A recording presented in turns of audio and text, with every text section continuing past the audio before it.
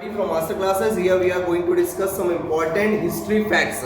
चलिए तो देखते हैं। सबसे पहले यहाँ पर देखते हैं लॉर्ड डलहौजी। लॉर्ड डलहौजी का कार्यकाल था दोस्तों 1848 से लेकर के 1856 तक। इनके काल में बहुत सारी घटनाएं हुई जो हिस्ट्री में बहुत इंपॉर्टेंट है, स्पेशली एसएससी, एमपी पुलिस और पटवारी के लिए। तो यहाँ पर देखिएगा, सबसे पहले सेकंड आंग्ल सिख युद्ध। सेकंड आंग्ल सिख युद्ध किसके काल में हुआ? लॉर्ड डलहौजी। और तो हमें यह भी पता होना चाहिए कि पहला आंग्ल सिख युद्ध किसके काल में हुआ? Lord hoarding. लॉर्ड होर्डिंग के काल में पहला आंग्ल सिख युद्ध हुआ। लेकिन आंग्ल नेपाल युद्ध किसके काल में हुआ? तो लॉर्ड हेस्टिंग। लॉर्ड हेस्टिंग के काल में आंग्ल नेपाल युद्ध हुआ। चलिए अगला है दोस्तों तोपखाने। तोपखाने का जो मुख्यालय था, पहले मेन हेडक्वार्टर वो था कलकत्ता, ठीक है। कलकत्ता से इन्होंने स्थानांतरित कर दिया था कहां पर? मेरठ में। ये याद रखना, कलकत्ता से मेरठ करने वाले तोपखाने का हेडक्वार्टर कौन व्यक्ति थे? लॉर्ड डलहौजी थे।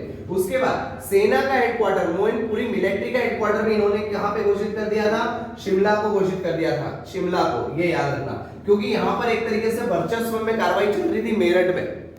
सैनिक विद्रोह एक पहले हो ही चुका था और उसके बाद 1857 की क्रांति इनके बाद आने ही वाली थी, तो उसकी तैयारी पहले से चल रही थी। अगला शिमला। शिमला जिसका नाम अपन जानते हैं पुराना श्यामला। श्यामला, इसको इन्होंने भारत की समर कैपिटल घोषित कर दिया, पूरे इंडिया की समर कैपिटल घोषित कर दिया। नेक्स्ट है एजुकेशन, यानी कि शिक्षा। शिक्षा के क्षेत्र में दोस्तों वुड डिस्पैच पत्र इन्होंने लागू कर दिया, जिसमें इन्होंने प्राथमिक शिक्षा जो थी उसको हायर सेकेंडरी एजुकेशन तक ले गए, हायर सेकेंडरी तो उसको ग्रेजुएशन तक ले गए। मतलब शिक्षा के स्तर को बढ़ाने का मेन काम इन्होंने किया था इस वुड डिस्पैच पत्र के दौरान, जिसमें पूरी कंडीशंस, टर्म्स एंड लॉजिक सब लिखे हुए थे। उसके बाद है रुड़की। हम जानते हैं हमारे आज बहुत सारे आईआईटीज, एनआईटीज है भारत में, लेकिन आईआईटी रुड़की जो है वो इंजीनियरिंग का one of the top engineering institute है। तो इसका स्थापना, जो इसका एस्टैब्लिशमेंट हुआ था, वो किसके काल में हुआ? किन्होंने नहीं किया, इनके काल में हुआ, ये याद रखना है। दूसरा 1854 में पोस्ट ऑफिस एक्ट इन्होंने पारित कर दिया था, पोस्ट ऑफिस एक्ट। तो पारित करने वाले व्यक्ति भी लॉर्ड डलहौजी थे और फर्स्ट टाइम इन्होंने डाक टिकट जारी किया था भारत में। पहले भारत में डाक टिकट की प्रचलन नहीं थी, तो पोस्ट ऑफिस डिपार्टमेंट बोलो या पोस्ट ऑफिस से रिलेटेड कोई भी क्वेश्चन आए तो वो किसके काल में हुआ? लॉर्ड डलहौजी के। कब हुआ? 1854 में हुआ।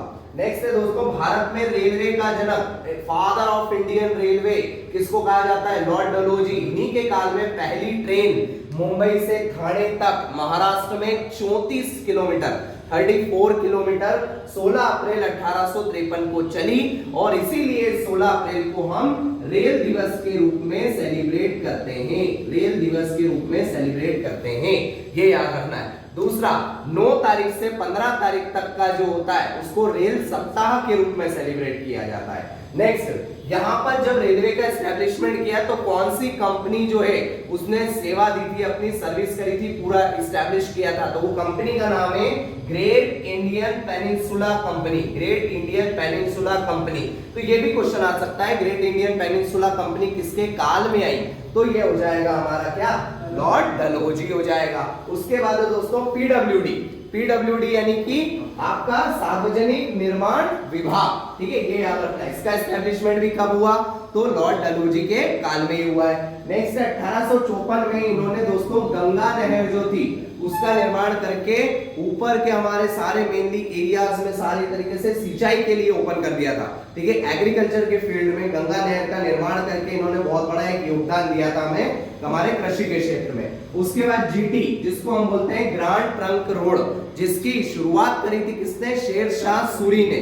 उसका रीस्टार्ट वापस से उस ग्रांड ट्रंक रोड को बनाने का, पूरा कंस्ट्रक्शन का जो काम है वो रीस्टार्ट करवा दिया था लॉर्ड डलहौजी ने।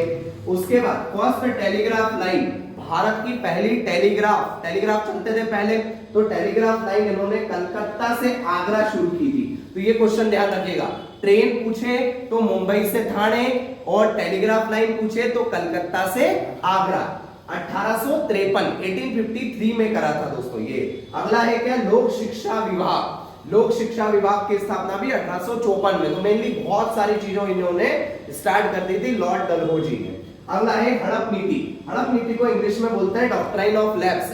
इसके तहत क्या होता था, इसके तहत ये होता था कि अगर कोई किसी राजा है, उस राजा का अगला वंश नहीं है, कोई बेटा या राजकुमार या सुपुत्र नहीं है, तो वो सीधे सीधे किसके अंडर में आ जाएगा, वो पूरा साम्राज्य ब्रिटिशियर्स के अंडर आ जाएगा। तो इसके तहत इन्होंने जैसे छोटे छोटे साम्राज्य जहां पे अगला वंशज नहीं है उनको हथियाने की कोशिश की।